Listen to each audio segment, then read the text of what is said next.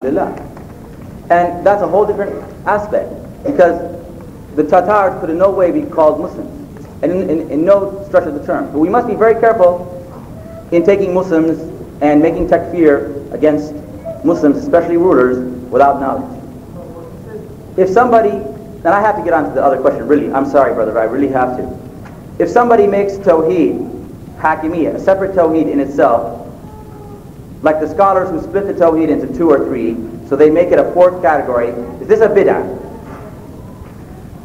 Well, if you call making a certain thing mustalah, a certain term in fiqh, bid'ah, all the ulama have done this bid'ah. For example, Imam Ash-Shafi'i laid down the rules of Usul fiqh. Usul fiqh itself was true.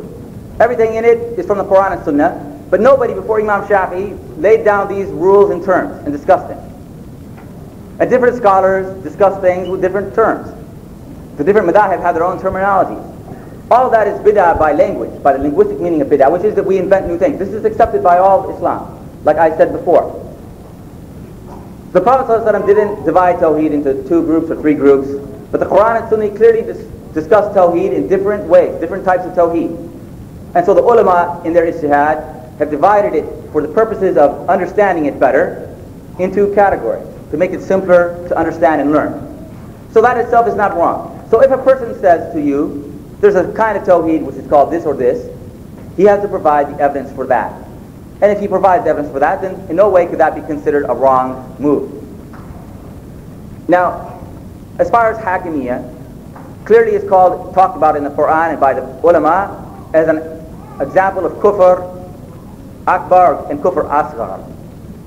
And so that's the preferred way of discussing Hakimiyya, is in terms of kufr, minor and major kufr.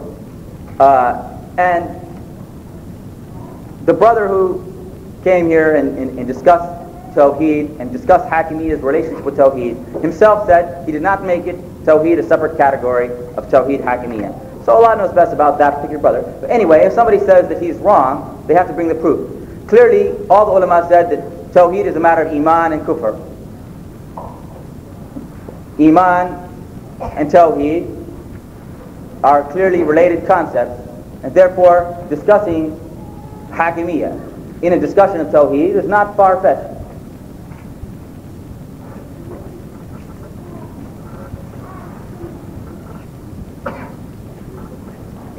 I don't want to talk about some specific persons in ulama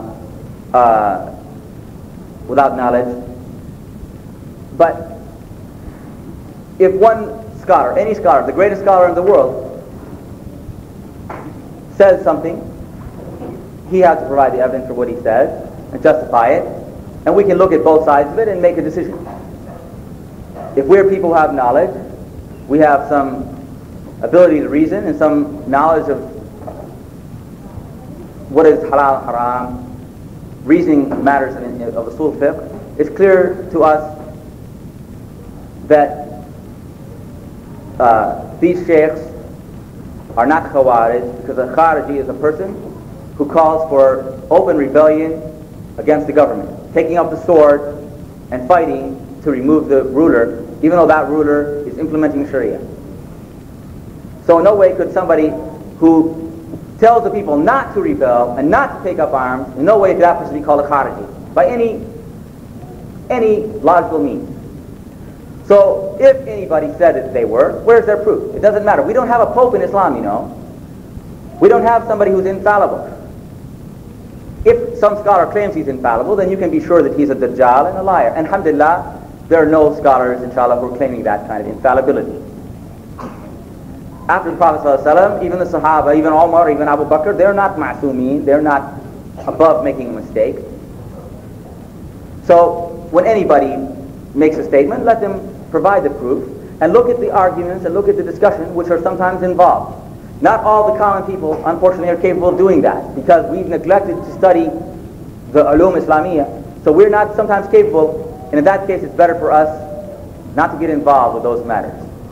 Because if we lack all the evidence, it's better for us, especially when people are making accusations. We can never be punished because we refuse to accuse people of kufr or takfir or something. But we can certainly be punished for accusing people falsely, and so we should be careful about that, inshallah. Well, it's not fair yet. I'm one of those people. I have no doubt that the rulers of today are prohibited in Islam. Whether with my little knowledge or not. Well, I think it's kind of clear that you're making that statement. I have to say one thing. Like people like Rabi'a al-Madkhali, Salman al-Hilali, Ali Hassan al-Hanafi, they've been causing fitna in this country. Yes. Understand? They've been speaking ill about Shaykh Safar al Hawali, Salman al-Hawla. They're the ones who call them Khawarij. Yes. How to tell the brothers here to stop to go and take the knowledge from these people because they're causing fitna. I'm not afraid of mentioning specifics. These are the people who are causing fitna in this country, in the English dawah. The people you mentioned are people who combine in themselves knowledge and ignorance. You can learn knowledge from them, and you can be misguided in some things from those people. So I didn't tell anybody not to take knowledge of hadith from some people who have studied hadith for many years. So if you can take some knowledge of hadith from them, take it from them. And when those people are causing enmity and discord, do not get involved in those things. But I don't like to talk about individual people. All of us make mistakes, all of us are in error, and I would advise all my brothers to stay away from this discord, this fitna, and not get involved, and do the things for Islam that are good, that you're able to do.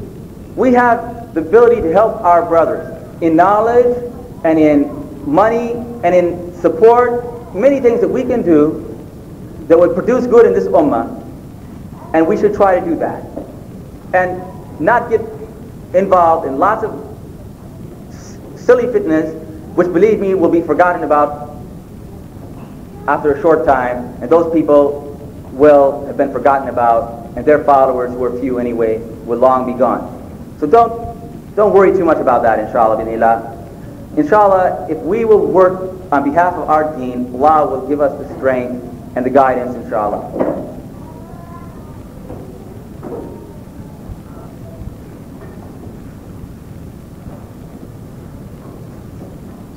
Some people ask questions here. How do you understand the hadith and comment of scholars commanding not to revolt against the ruler, etc.? And then he quotes, "There will come a time when the rulers will have the bodies of men and the hearts of devils." That we are asked to be patient. When the rulers are unjust, when they're beating our backs, be patient. Advise. Amr ma'ruf, nahi anil munkar. Take the punishments and not cause fitna. Because the bloodshed between Muslims is the worst thing that can happen. And this is itself, taking up the sword against other Muslims, is kufr asghar.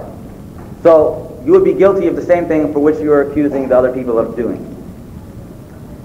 And he mentions Shaykh bin Baz and asks, is he doing his duty and advice? And inshallah, I'm not presuming to judge this great scholar, who is a lovely, beautiful, humble, kind person, who does not do anything he does for the dunya. This man receives, of course, much money, and he lives a very simple life. If you go into his house, you see his house hasn't been painted in 40 years. There's nothing new. He doesn't live a life of luxury. He uses money, giving it to the Muslims, building mosques, and whatever. But he lives a very simple life. And I've been in 2 of his houses, and I know what his lifestyle is.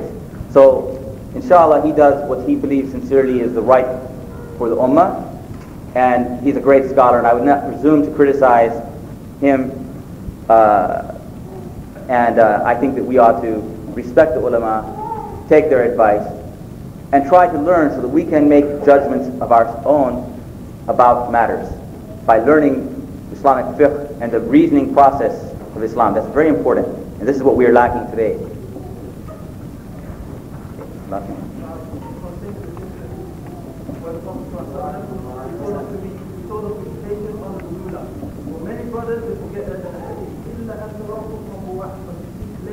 Yes.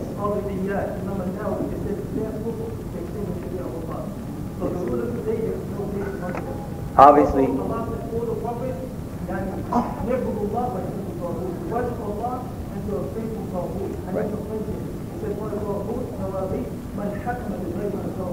whoever rules will go other than what Allah has revealed. Well, I think, you know, Say they saw rules, and the oblivious of every single Muslim to make it standing from them, to reject them.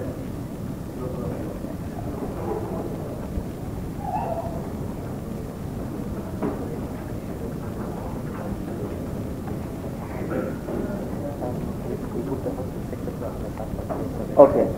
I'm sorry that our time is up. We were asked to be out of here at 6 o'clock, so we already went over time, inshallah. And I thank you very much for your patience with me. And I hope that we can learn from each other in the right adab of Islam, inshallah. Assalamu alaikum wa rahmatullahi wa barakatuh.